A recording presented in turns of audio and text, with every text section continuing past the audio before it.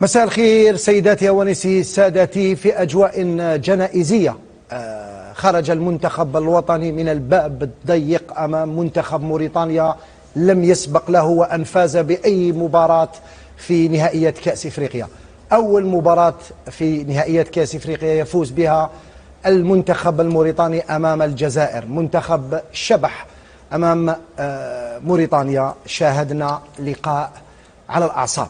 كل الشعب الجزائري اليوم يقول 5 سنين بركات، 5 سنين من الإخفاقات بركات، لأننا تجاوزنا الخطوط الحمراء مثل ما كان يسمى جمال بالماضي الخط الأحمر.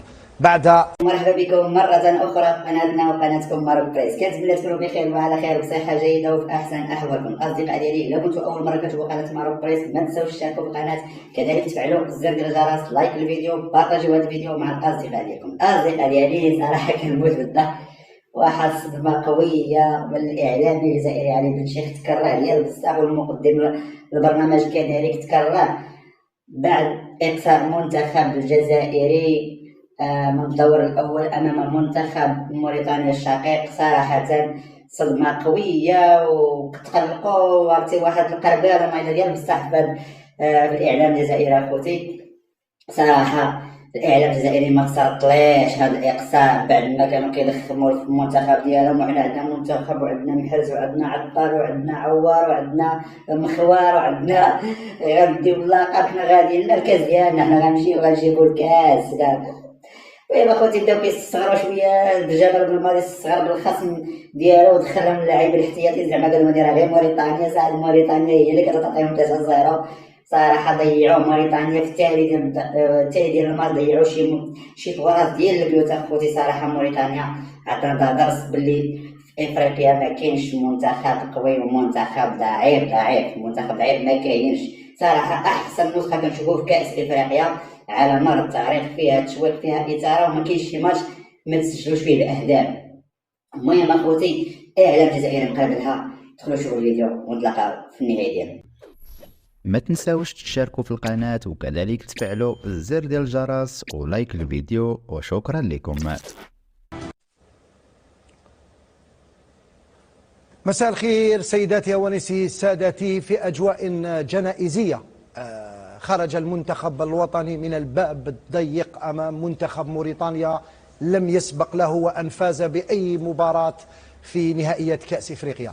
أول مباراة في نهائيات كأس إفريقيا يفوز بها المنتخب الموريتاني أمام الجزائر، منتخب شبح أمام موريتانيا. شاهدنا لقاء على الأعصاب.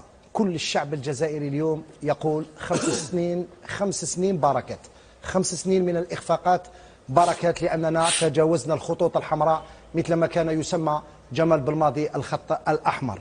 بعد الإقصاء في الدور الأول في نهائيات كأس إفريقيا الأخيرة بالكاميرون، إقصاء مر من نهائيات كأس العالم أمام منتخب كاميروني متواضع في تشاكير، ها هو الإقصاء الثالث على التوالي في المنافسات الكبرى.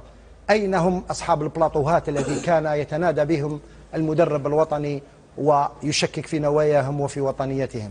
أين هما أصحاب التليفونات التي قال الناخب الوطني مؤخرا أنه بعد 5 سنوات سيتاني شك كو مازال تليفوني صوني.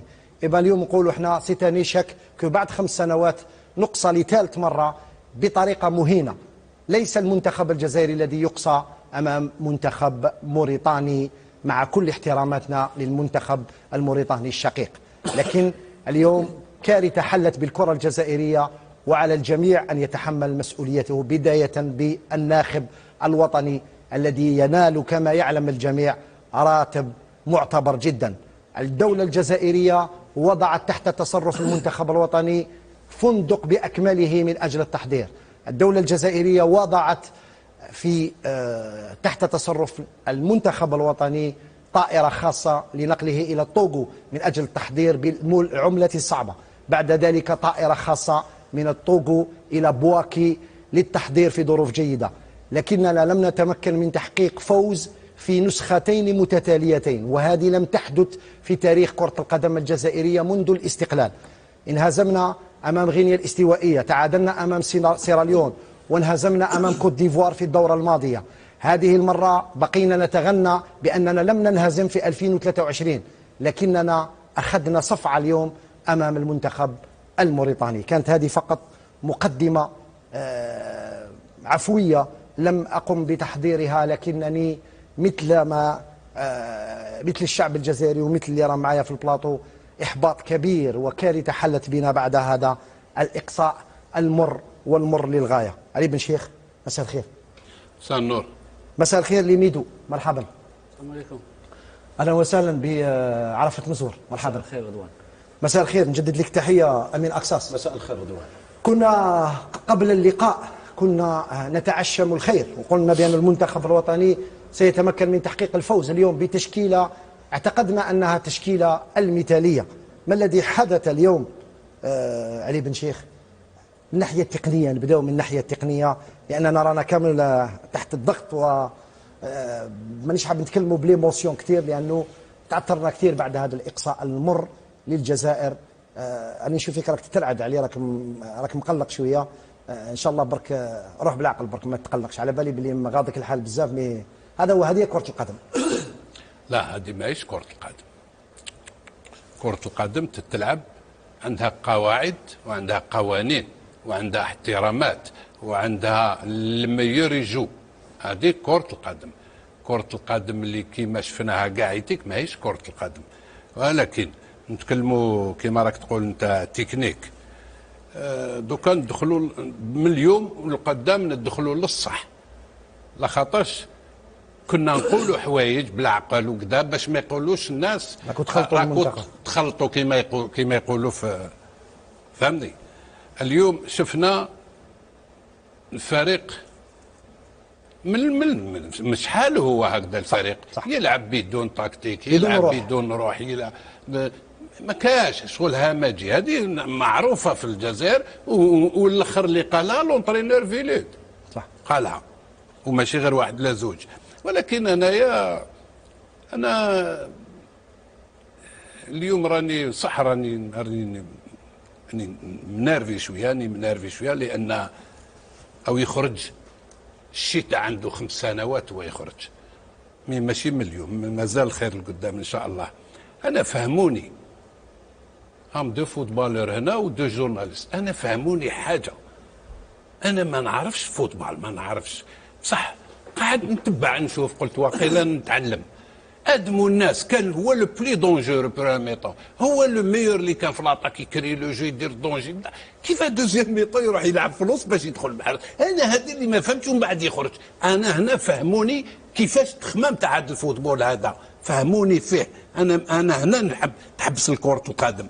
كرة القدم هنا تحبس كي ادموا الناس البلي دونجور يخرج ويدخل قبل الوسط باش يروح يدير في الوسط وين كاين الغاشي لونكومبرومون وكذا. وكان دونجورو ادروات، كان او دونجورو هنا، لا هذيك بلاصه ريزيرفي. كيف هذا يخرج؟ كيفاه؟ انا هنا دوكا تفهموا الفوتبول باش ما يقولوش اليوم ما جاو يفونجيو، ما جيناش نفونجيو والو نهضروا حقائق. حنايا انا والله العظيم ما نتكلم على هذا الستاف مليح ماشي مليح، ما نتكلمش عليه، نتكلم على المسؤول اللي قاردا ستاف 2021 كونت اون ايتي اليميني كوب دافريكي كوب دي موند. انا كنت نقول لازم لا ديميسيون تتنحط صح، ما حد ما هدر. كنت نقول لا ما تتنحطش، وهذه ماذا بك توريها بالشعب يشهد عليها. لا فيديراسيون اللي ما كانتش، باسكو ما كانتش فيديراسيون، يمشيو سور بليزورد.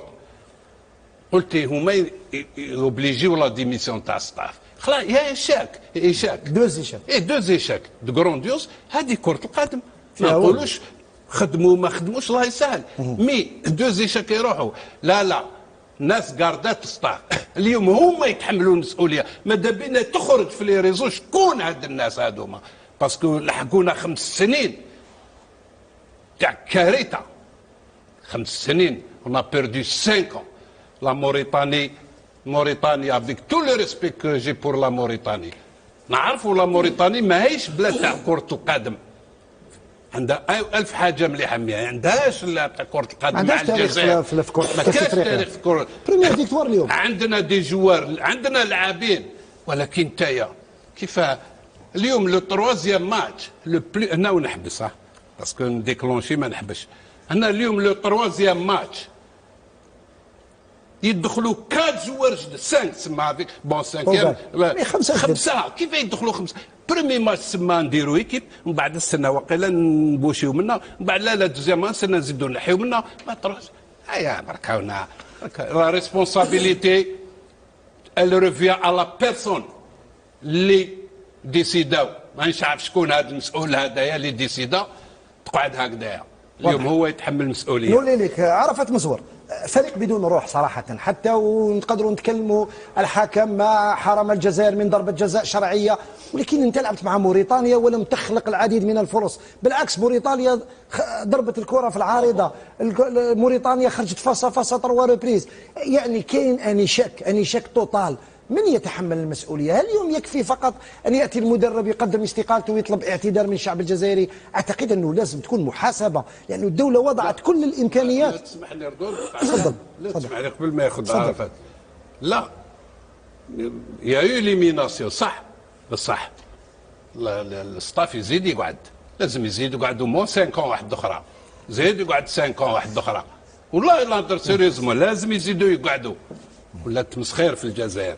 عرفت يعني حتى اللي كان يتكلم على الامور السلبيه وصلت انه الناخب الوطني كان يقول ربي يهديهم ولا يديهم، يعني تمنى الموت للبعض من رجال الاعلام، وهذه حقيقه. احنا منذ بدايه هذه الدوره وقبل الدوره قلنا سنقف خلف المنتخب الوطني، وحاولنا ان لا نكشف بعض الامور داخل البيت المنتخب، لانه داخل بيت المنتخب نعلم بمعلومات أن الناخب الوطني خلق ضغط سلبي على اللاعبين تاع المنتخب الوطني كلهم كانوا يعانيوا من الضغط تاع الناخب الوطني، في فطور الصباح في الغداء في العشاء يجي اسمع اكو بهدلتوني بريمي ماتش كنتو اكوتي نو لازم دوزيام ماتش تربحوا، دبروا راسكم، انا خيرتكم وكي خيرتكم لازم تحمروا لي وجهي، لازم هذا ضغط سلبي. اللاعبين كرهوا، كاين البعض كان يقول لو نقصى لانه المدرب راه يوضعنا في يحملنا ما لا طاقه لنا به. على كل حال النقاش مفتوح، النقاش مفتوح.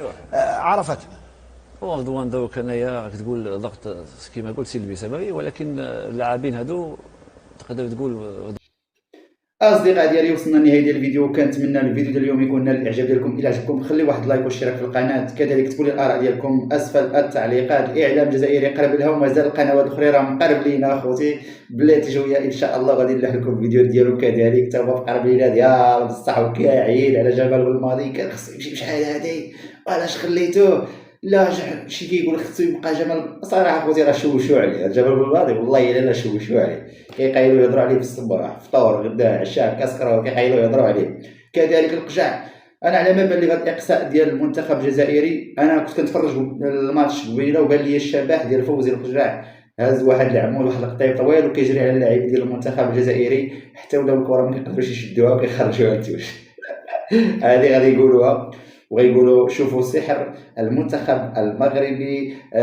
كان في البوطو ديال المنتخب موريتانيا هو اللي تصدر ديك الكره ديال ميندي ولا سميتو. المهم اخوتي صراحه المغاربه ماشي نقولوا فرحانين، ولكن اخوتي شفتوا الاعلام ديالهم كيتمناو خساره المنتخب المغربي. قال لك من الدور الاول بغيتو يتقصى، علاش هاد الكره صاحبي علاش تكرهنا ولاش نكرهوك اخويا؟ حنا كل التوفيق للمنتخب الجزائري باقي او في قادم التظاهرات المقبله ان شاء الله. اخوتي كان هذا هو الفيديو ديال اليوم، نتلاقاو في فيديو قادم ان شاء الله.